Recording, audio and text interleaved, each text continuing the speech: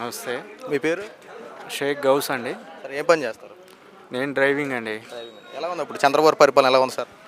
బాగుందండి. ఈ సంవత్సరం పరిపాలన పూర్తయింది కదా, ఎలాంటి అభివృద్ధి చూశారు మీరు? ఈ తల్లికి వందనం 15,000 13,000 పడుతున్నాయి అందరికీ.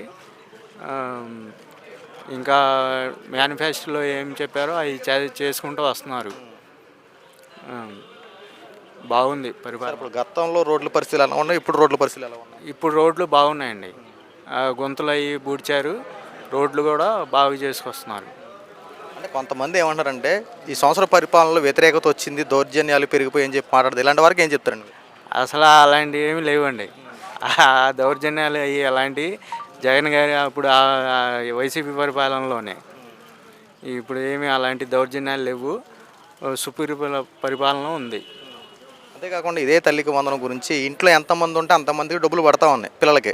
పడతాయండి. అయితే కేవలం పార్టీ భేదాలు చూపిస్తున్నారు, టీడీపీ వాళ్ళకి మాత్రమే పడుతున్నాయని చెప్పి వైసీపీ వాళ్ళు మాట్లాడుతున్నారు, ఎంతవరకు నిజం అంటారు? ఇదంతా ఫేక్ అండి వాళ్ళు చేసేదంతా. ఇప్పుడు నిజాయితీ చేసుకొచ్చే వాళ్ళని ఏదో ఒకటి చెడదప్పుతూ ఉంటారు వీళ్ళు. ఏదో ఫేక్ చేయాలి, వాళ్ళని చేసేయాలి, బురద జల్లాలని చేస్తూ ఉంటారు. ఇవన్నీ వేస్ట్ అండి.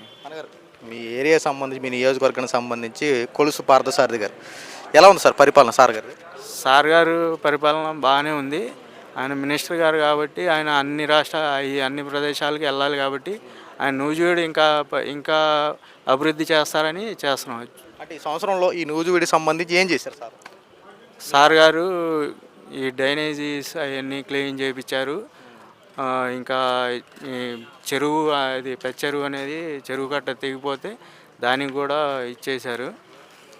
చెరువు కట్ట అది లైన్ చేస్తున్నారు. అది ట్రిపుల్ వేస్ట్ వాటర్ అంతా పెద్ద చెరువులోకి అది తీసుకొస్తున్నారు. అది కూడా అయింది. చేస్తున్నారు, అన్ని మంచి పనులే చేసుకొస్తున్నారు. గతంలో కన్నా ఇప్పుడు ఈ సంవత్సరంలో మార్పులు కనపడి ఈ న్యూజివీడ్కి సంబంధించి ఇక్కడ ఇంకా చేస్తారండి. ఆయన మినిస్టర్ గారు కదా, ఆయన ఇక్కడ ఉండట్లేదు కాబట్టి ఆయన చేసుకొస్తారు. ఆయన చెప్పినట్టు ఆయన చేసుకొని వస్తారు.